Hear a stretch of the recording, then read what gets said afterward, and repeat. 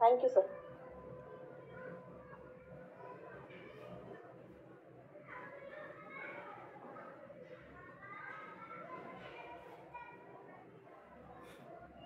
Almost आता 150 पर्यंत लोक झाले, तर आपण मीटिंग सुरू करूया.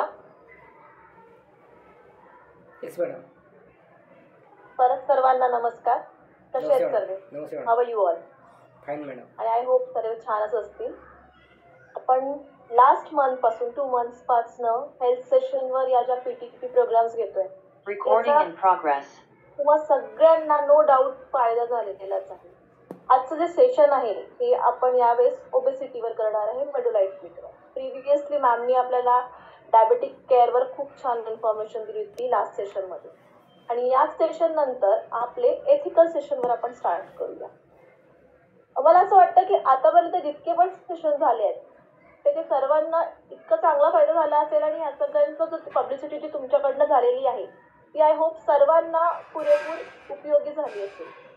आणि मॅमकडनं, राजश्री मॅमकडनं जी काही इन्फॉर्मेशन तुम्हाला मिळाली आहे आणि त्यांचं जे गायडन्स आहे इतकं क्लीन आणि इतकं क्लिअर आहे की तुम्हाला नो डाऊट्स त्याच्यातले जे काही प्रॉब्लेम्स असतील त्या क्लिअर झाल्याच असतील. शिवाय त्याच्या व्यतिरिक्त पण जर तुम्हाला काही प्रॉब्लेम्स असेल तर मॅम अवेलेबल असतात. त्यांच्या व्हॉट्सअपवर तुम्ही त्यांच्याशी चॅट करू शकता. कुठल्या पण मेडिसिनबद्दल तुम्हाला जर कोणाला प्रिस्क्राईब करायची असेल, सजेस्ट करायची असेल तर त्याबद्दल जर तुम्हाला अर्धवट माहिती असेल तर ती पुरेपूर माहिती तुम्ही परत मॅमला विचारून मॅमशी कन्सल्ट करून घेऊ शकता. त्याच्यासाठी सनेज ऑलवेज अवेलेबल आहे. सनेजचे नंबर वेबसाईटवर अवेलेबल आहेत, त्याचा तुम्ही फायदा घेऊ शकता. तुम्ही तुमच्या पेशंट्सला जे पण आपले डिस्ट्रीब्युटर्स आहेत आणि आपल्या मेडिसिन्स यूज करतात आहेत त्यांना प्रॉपरली इन्फॉर्मेशन तुम्ही गाईड करू शकता की वेबसाईटच्या थ्रू तुम्ही ऑनलाईन अपॉइंटमेंट घेऊ शकता. वेबसाईटवर पण आपल्या सर्व मेडिसिन्सचं पूर्ण कॅटलॉग अवेलेबल असतात, त्यामध्ये पण भरपूर माहिती असते. आणि लास्टली जरी आपल्याला काही कळत नाही तर कस्टमर केअर किंवा तुम्ही मला पण कॉल करू शकता, त्याच्या थ्रू मी तुम्हाला पर्टिक्युलर डिपार्टमेंटला मॅमला कनेक्ट करून देऊ शकतो. तर वेळ न घालवता आपण या आजच्या सेशनला जो आहे ओबेसिटी केअरवर, तर मॅम मी राजश्री मॅमला इन्व्हाइट करते. Ma'am welcome to this session. आणि आजच्या सेशनवर तुमचं एक्सपिरियन्स, तुमचं नॉलेज शेअर करू शकता. Welcome this session. Over to you ma'am. Thank you Prerana. Good evening सगळ्यांना. Good evening madam. आज जसं प्रेरणा मॅमनी सांगितलेलं आहे, आपण ऑलमोस्ट 3 महिने झाले असं म्हणायला हरकत नाही आपले सेशन सुरू झालेले आहेत. आपण कमीत कमी प्रोडक्ट ह्या सेशनमध्ये जरा डिटेलमध्ये एक्सप्लेन करतोय, जेणेकरून तुम्हाला प्रत्येक प्रोडक्ट डिटेलमध्ये कळतील आणि कशा प्रकारे डोसेस कधी दिला पाहिजे, किती द्यायला पाहिजे, कुठल्या एज ग्रुपमध्ये दिले पाहिजे, याबद्दल आपण इथे डिटेलमध्ये डिस्कस करत आहोत. त्यामुळे प्लीज हे सेशन सगळ्यांनी प्रॉपरली अटेंड करा. जे काही तुम्हाला सांगत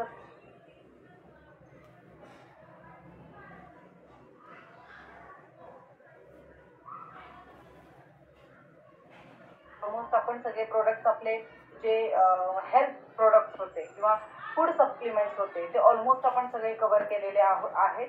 मागच्या सेशनला आपण डायबेटीज केअर सुद्धा घेतलेला आहे आणि आता आज आपण ओबेसिटी, जो खूपच गंभीर विषय आहे, त्याबद्दल आपण आज डिस्कस करणार आहोत.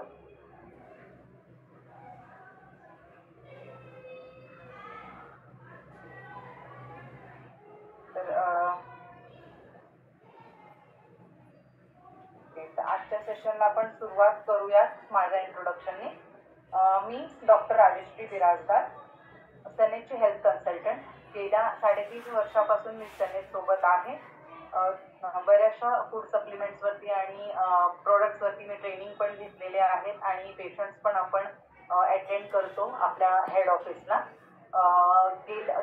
जसं माझं टोटल एक्सपिरियन्स बघायला गेलं तर मला 16 वर्षाचा एक्सपिरियन्स आहे. पहिले 3 वर्ष मी दुबईमध्ये as a medical officer work केलेला आहे. त्यानंतर गेल्या 13 वर्षापासून मी पुण्यातच आयुर्वेदिक प्रॅक्टिस करत आहे.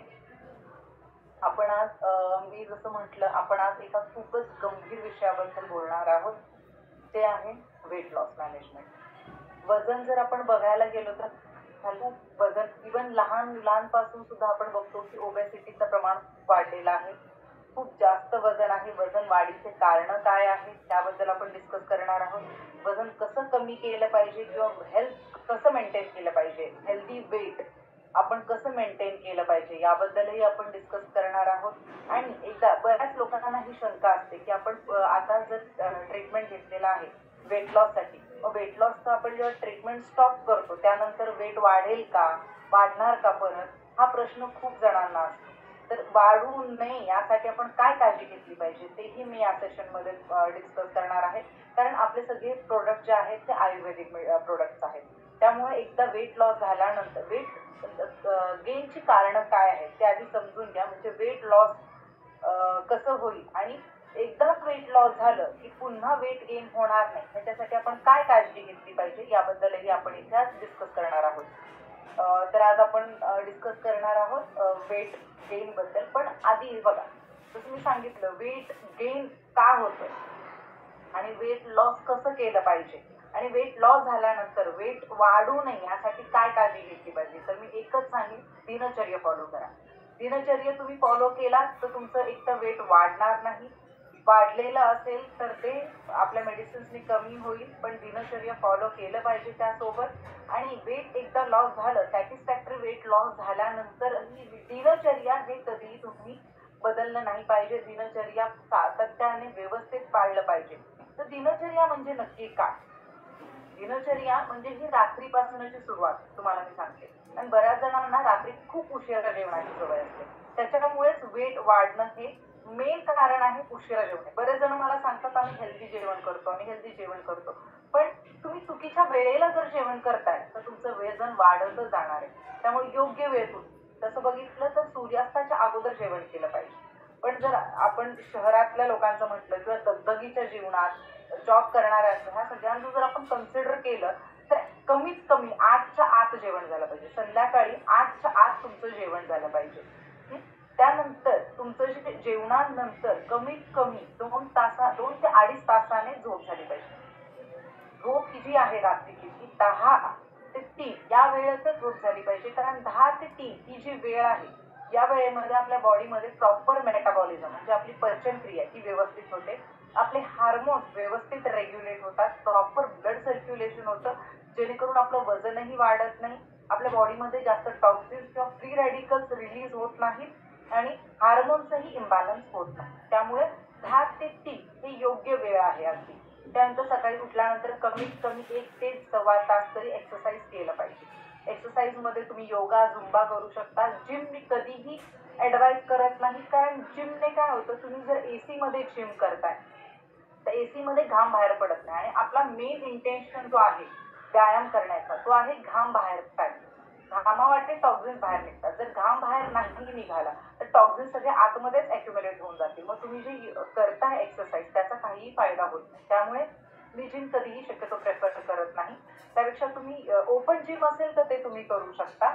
बेटर आहे योगा, झुंबा तुम्ही करू शकता. ठीक आहे. त्या व्यतिरिक्त खाणं तुमचं कसं पाहिजे. वेट जर लॉस करायचं आहे तर प्रत्येक वेळेला तुमचं कार्बोहायड्रेट इंटेक नाही झाला पाहिजे. आपल्या इंडियन जेवणामध्ये कार्बोहायड्रेटचं प्रमाण खूप जास्त आहे. त्यामुळं चपाती, भात, भाजी ह्याचा जो प्रमाण आहे शक्यतो तो दुपारच्या आणि संध्याकाळच्या जेवणामध्ये ठेवा. जर खूपच वेट गेन झालेला असेल तर शक्यतो संध्याकाळी सुद्धा फ्रुट्स आणि सलाड एवढंच घेणे जास्त उपयुक्त आहे. आणि तुमचा जो नाश्ता आहे, ब्रेकफास्टचा जो मेनू आहे त्याच्यामध्ये पाहिजे स्प्राउट्स म्हणजे भिजवलेले कडधान्य, भिजवलेले ड्रायफ्रूट हे तुम्ही सकाळच्या नाश्त्यामध्ये घेऊ शकता, जेणेकरून तुमचं वेट गेन होणार नाही. हे जर तुम्ही योग्यरीत्या फॉलो केला तर तुमचं वेट गेन होणार नाही, तुमचे हार्मोन्स पण बॅलन्स राहतील. प्लस वेट गेन झाला असेल, तुम्ही ट्रीटमेंटने ते कमी करताय तर मग डेफिनेटली हे जर दिनचर्या तुम्ही प्रॉपरली फॉलो केला तर फ्युचरमध्येही तुमचं कधी वेट गेन होणार नाही. आता आपण बघूया, जर मी म्हटलं हाय वेट हे खूपच गंभीर विषय आहे हल्ली. कारण वेट वाढलं की मग बॉडीमध्ये खूप जास्त प्रॉब्लेम्स क्रिएट होतात. जे मेनली जर प्रॉब्लेम बघितलं तर फॅट खूप वाढतो. फॅट वाढल्यामुळे चालायला त्रास होतो. बॉडी फॅट वाढल्यामुळे आपल्या बॉडीचा जो वेट आहे तो आपल्या मेन जॉईंट जे आपल्या चालायला ते आपले महत्वाचे जॉईंट्स आहेत, बॉडी जॉईंट्स, गुडघे, घोटे हे खूप दुखतात. जर तुम्ही वेट गेन आता यंग एज मध्ये तर मेन जर आपण बघितलं हाडं झिजण्याचा जो वय आहे तो 50-55चं वय आपण कन्सिडर करतो. ठीक आहे. पण ज्यांचं वजन जास्त आहे त्यांना 20-30च त्यांची हाडं दुखायला लागतात, स्पेशली गुडघ्यांचे सांधे. कारण आपण जेव्हा उठतो आणि बसतो त्यावेळेला आपल्या शरीराचा 3 गुणाने वेट आपल्या गुडघ्यांवर जातो. जेव्हा गुणिले 3 वेट आपल्या गुडघ्यांवर जातो तर जेवढं आपलं वेट कमी असेल तेवढं आपली हाडं हेल्दी राहतील. पण जर वेट जास्त असेल तर उठताना खूप त्रास होतो, उठताना बसताना त्रास होतो, चालतानाही त्रास होतो, कारण तुमचा पूर्ण बॉडी वेट जो आहे ते आपले गुडघे कॅरी करतात. त्यामुळे गुडघ्यांचं दुखणं वाढतं, कमरेचं दुखणं वाढतं, हार्मोन्स इम्बॅलन्स होतात, कोलेस्ट्रॉलचं प्रमाण वाढतो, दम लागतो. त्यामुळे वेट हे मेंटेन करणं खूप गरजेचं आहे. तर मेन हेल्थ वेट काय असलं पाहिजे तेही आपण डिस्कस करू. पण वेट वाढण्याचे मुख्य कारण काय आहे ते आपण ते इकडे बघून घेऊयात. अवेल्दी खाणं, जसं मी मगाशी सांगितलं, बरेच जण सांगतात आम्ही हेल्दी खातो, पण जर तुम्ही चुकीच्या वेळेला खाताय तर त्याचा तुमच्या शरीराला काहीच फायदा होणार नाही. त्यामुळे योग्य वेळी खाणं खूप गरजेचं आहे. खाण्यामधला जो गॅप आहे तोही योग्य पाहिजे. खूप कमी गॅप म्हणजे अगदीच वारंवार खाणे ही चुकीचं आहे आणि अगदीच खूप जास्त गॅप ठेवणे ही चुकीचं आहे. बरेच जण म्हणतात आम्ही इंटरमिटेंट फास्टिंग करतो. ठीक आहे, पण ते तुमच्या बॉडीला किंवा तुमच्या प्रकृतीला सूट होतंय का हेही खूप गरजेचं आहे. प्रत्येकालाच इंटरमिटेंट फास्टिंग हे सूट होत नाही, कारण प्रत्येकाची प्रकृती वेगळी असते. त्यामुळे एक्झॅक्ट गॅप किती पाहिजे तेही गरजेचं आहे. तुम्ही तुमच्या वेट लॉस किट घेऊन आणि हे सगळं लेक्चर ऐकूनही जर तुम्हाला असं वाटतं की नाही आम्ही कुठेतरी चुकतोय तर तुम्ही सल्ला घेण्यासाठी आम्हाला कॉल करू शकता. तुमच्या किंवा मला व्हिजिटही करू शकता, म्हणजे तुमची प्रकृती बघून आपण तुम्हाला तुमचं योग्य असा डाएट सांगू शकतो. तरी जो प्रॉपर डाएट आहे जसं मी मगाशी म्हटलं, सकाळी ब्रेकफास्ट तुमचा जो आहे तो 8:30 ते 9च्या दरम्यान झाला पाहिजे. ते भिजवलेले कडधान्य असले पाहिजे किंवा भिजवलेले ड्रायफ्रुट्स असले पाहिजे. त्यानंतर दुपारचं जेवण जे आहे 1 ते 1:30च्या दरम्यान पाहिजे. शक्यतो भाकरीचं सेवन जास्त करा. आणि त्यामध्ये तुम्ही दही, ताक दुपारच्या जेवणामध्ये घेऊ शकता. प्रत्येक जेवणासोबत सलाड्सचा वापर करा, म्हणजे फायबरचा इंटेक होईल तुमच्या जेवणामधून. आणि संध्याकाळच्या वेळेला 4-5च्या वेळेला शक्यतो तुम्ही एखादं फळ खाऊ शकता आणि 7:30 वाजता तुम्ही तुमचं प्रॉपर जेवण करू शकता. जर तुमची भूक जास्त असेल तरच प्रॉपर जेवण करा. जर भूक कमी असेल तर फ्रुट्स आणि सलाड खा. शक्यतो कमीत कमी खा संध्याकाळच्या जेवणामध्ये. त्यानंतर पुढचं आहे, काही जणांचं फार कंप्लेंट्स असतात की आम्ही खूप कमी खातो किंवा एकाच वेळेला खातो. पण त्यांना एक वाईट सवय असते, खातात कमी पण ते वारंवार चहा किंवा कॉफीचं सेवन करतात. चहा किंवा कॉफीचं वारंवार सेवन केल्यामुळे शुगरचं प्रमाण तुमच्या शरीरामध्ये वाढतो, जेणेकरून परत फॅट वाढायला मदत होते. आणि वारंवार तुम्ही जर हे टॉक्झिन्स आहेत ना, हे चहा कॉफी जर म्हटलं कॅफेन, तुम्ही तुमची झोपही उडवतात, तुमच्या बॉडीमधले हार्मोन्स आणि मेटाबॉलिझम बिघडतात. त्यामुळे बॉडी सेल्स जे आहेत ते प्रॉपरली रेग्युलेट होत नाही आणि त्याच्यामुळेही वेट वाढायला कारणीभूत आहे. त्या व्यतिरिक्त बऱ्याच जणांना कोल्ड्रिंक्स वारंवार प्यायची सवय असते किंवा जेवणासोबत किंवा जेवणानंतर कोल्ड्रिंक्स प्यायची सवय असते, त्याच्यामुळे सुद्धा वेट वाढतं.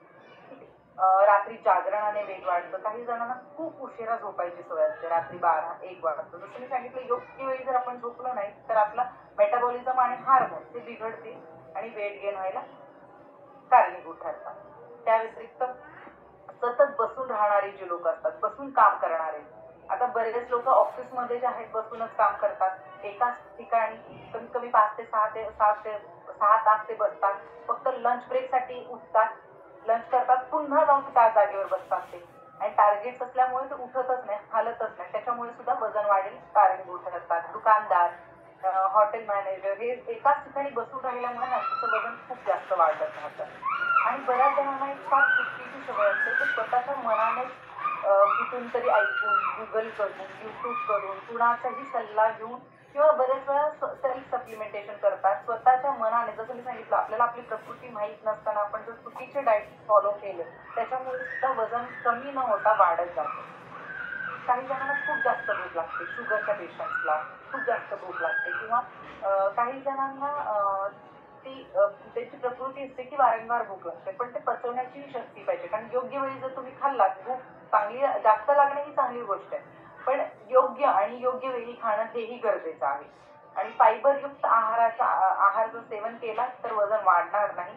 आणि पाणी जास्तीत जास्त प्या, जेणेकरून वजन तुमचं वाढणार. अजून जे महत्वाचं कारण जे आपण कन्सिडर केलं वजन वाढीचं ते आहे हार्मोनल इम्बॅलन्स. मेनली जर तुम्ही बघितलं हायपोथायरॉइडिझमचे पेशंट त्यांचं वजन खूप जास्त असतं मेनोपॉज नंतर.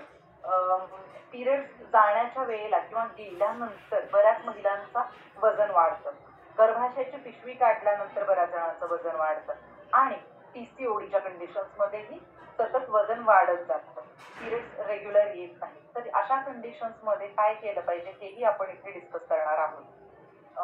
पण हे डिस्कस करण्या अगोदर मी सांगते आयुर्वेदिक ट्रीटमेंट. आपण म्हणतो की आपले सनेचे प्रोडक्ट सगळे आयुर्वेदिक आहेत. तर आयुर्वेदिक ट्रीटमेंट का घेतलं पाहिजे, का दुसरे कुठलेही ट्रीटमेंट नाही घेतले पाहिजे? आयुर्वेदच का? कारण आयुर्वेदिक हे नैसर्गिक आहे. त्याचा शरीरावरती काही दुष्परिणाम होत नाही. का होत नाही तेही आपण डिस्कस करू. पण नैसर्गिक आहेत. आपले सनेचे जे प्रोडक्ट आहेत ते जेन्युइन प्रोडक्ट आहेत, ऑर्गॅनिकली एक्स्ट्रॅक्टेड प्रोडक्ट आहेत, ऑर्गॅनिकली ते सगळे फॉर्म्युलेशन बनवलेले आहेत आणि पॅकिंग वगैरे सगळं हे प्रॉपर ऑर्गॅनिक पद्धतीने केलं जातं. त्यामुळे आपण सनेचे आणि आयुर्वेदिक प्रोडक्ट प्रेफर करणं फार गरजेचं आहे. आयुर्वेदिक का? तर जसं आपलं शरीर पंचमहाभूतांनी बनलेलं आहे, नैसर्गिक आहे ना आपलं शरीर, हे कुठल्याही फॅक्टरीमध्ये बनलेलं नाहीये. तसंच आपले जे आयुर्वेदिक द्रव्य आहेत, वनस्पती आहेत, ते निसर्गातूनच आपल्याला मिळतात. जसं आपलं शरीर हे पंचमहाभूतांनी बनलेलं आहे, तसंच आपले वनस्पती जे आहेत किंवा खनिज द्रव्य जे आहेत ते सगळेच आपल्याला कुठून मिळतात? निसर्गातून मिळतात. पंचमहाभूतांनी तयार झालेले आहेत. त्यामुळेच आपल्या शरीराला हे जे द्रव्य आहेत, जे वनस्पती आहेत किंवा जे खनिज द्रव्य आहेत, त्या कुठल्याही आपल्या शरीराला नुकसान देत नाही. ते आपल्या शरीराला नेहमी सात्विक ठरतात आणि त्याचा कुठलाही कधीही दुष्परिणाम होत नाही, कारण तेही नैसर्गिक आहेत आणि आपल्या शरीरही निसर्गातून बनलेलं आहे. ओके, तर मग वेट लॉस साठी काय किट घेतलं पाहिजे सनेश मध्ये? फर्स्ट ऑफ ऑल अकायसोना प्लस. आपल्याला एक वेट लॉस करायचा आहे, त्यामुळे आपल्याला जास्त एनर्जीची गरज, जास्त स्ट्रॉंग मेडिसिन्सची गरज आहे किंवा जास्त स्ट्रॉंग अँटीऑक्सिडेंटची गरज आहे. तर अकायसोना का? आधी समजून घ्या, जेव्हा कधी आयुर्वेदामध्ये कुठलीही ट्रीटमेंट शरीराला शोधून केल्याशिवाय करण्यात काही अर्थ नाही. जर तुम्ही बॉडीला क्लेन्स नाही केलं, बॉडीला शुद्ध नाही केलं, तर औषधाचा कधीही असर होत नाही. त्यामुळे अकायसोना देणं गरजेचं आहे, कारण अकायसोना हे बेस्ट प्युरिफाईंग किंवा डिटॉक्सिफाईंग एजंट आहे, बेस्ट अँटीऑक्सिडेंट आहे.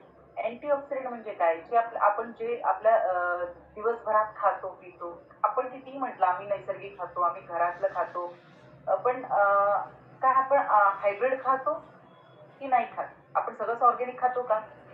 नाही. आपण काही दिवसभरात काही ना काही थोडं तरी डेफिनेटली आपण हायब्रिड खातो, फर्टिलायझर्स पेस्टिसाइड्स यूज केलेले खातो. आपण जे इनहेल करतो ऑक्सिजन, त्याच्यातही बऱ्याचशा वेळेला आपण टॉक्सिन्स इनहेल करतो.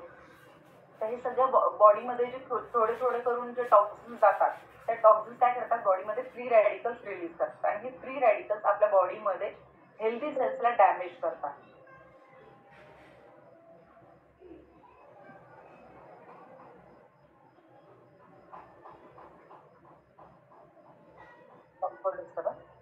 तर हे आपल्या हेल्दी सेल्सला डॅमेज करतात आणि जेव्हा हेल्दी सेल्स डॅमेज होतात त्यावेळेला बॉडीमध्ये टॉक्सिन्स ॲक्युम्युलेट होतात आणि हे फ्री रॅडिकल्स आपल्या हेल्दी सेल्सला पण डॅमेज करतात आणि फॅट खूप वाढवतात. त्यामुळे जर फॅट कमी करायचं असेल तर अकायसोना प्लस, कारण आपल्याला इथे जास्त फॅट बर्न करायचं, त्यामुळे अकायसोना प्लस. टॉक्सिन्स जास्तीत जास्त शरीरातून बाहेर काढायचे, त्यामुळे अकायसोना प्लस.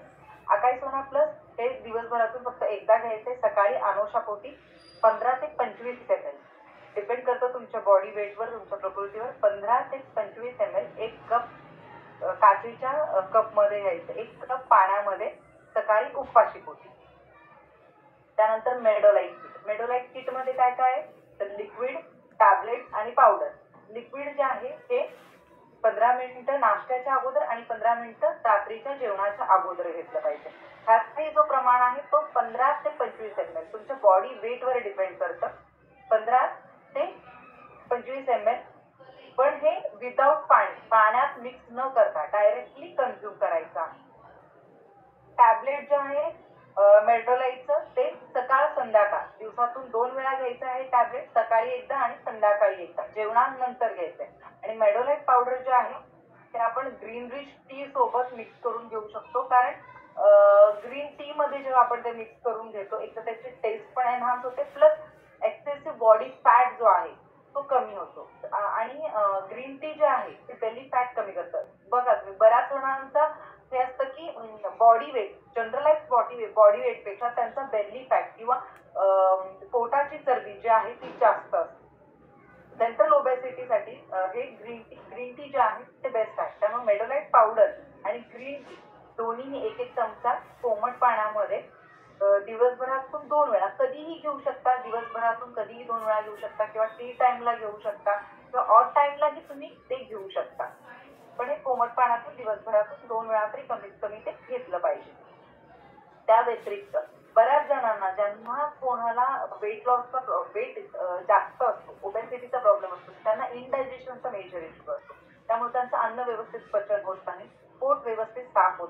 त्यासाठी त्या लोकांना ॲलोथ्रिपळा 28 ऑफ डेज रात्री कंपल्सरी द्यायचं 15 ml झोपताना. हेही पाणी न मिक्स करता डायरेक्ट द्यायचे 15 ml रात्री झोपताना. त्या व्यतिरिक्त जसं मी सांगितलं हार्मोनल इम्बॅलन्समुळे ज्यांना वेट गेन झालेला असतो त्यांना कंपल्सरी सिबकटॉन द्यायचं. कारण आधी आपल्याला त्यांचं हार्मोन्स बॅलन्स केले पाहिजे. हार्मोन्स बॅलन्स झाल्याशिवाय तुम्ही त्यांना वेट लॉस किट देऊन उपयोग होणार नाही. हार्मोन्स बॅलन्स करायचं तर सायमल्टेनियसली आपण हार्मोन्स बॅलन्स करणार आणि वेट लॉसही करणार. त्यामुळे त्यांना सिबकटॉन कॅप्सूल द्यायचं. सिबकटॉन कॅप्सूल 1 कॅप्सूल दिवसातून 2 वेळा जेवणानंतर.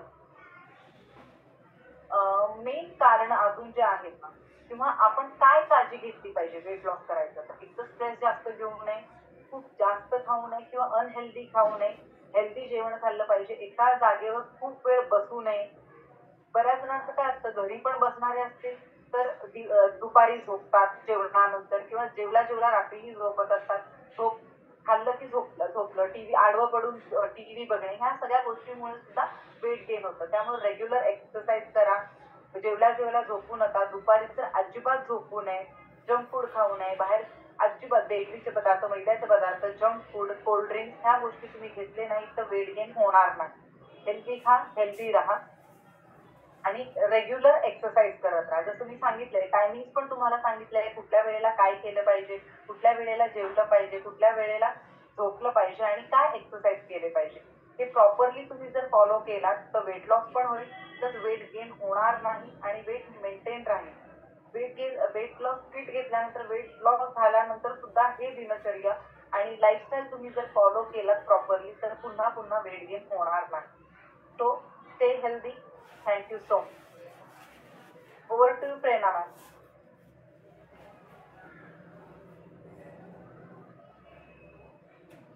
Thank you ma'am.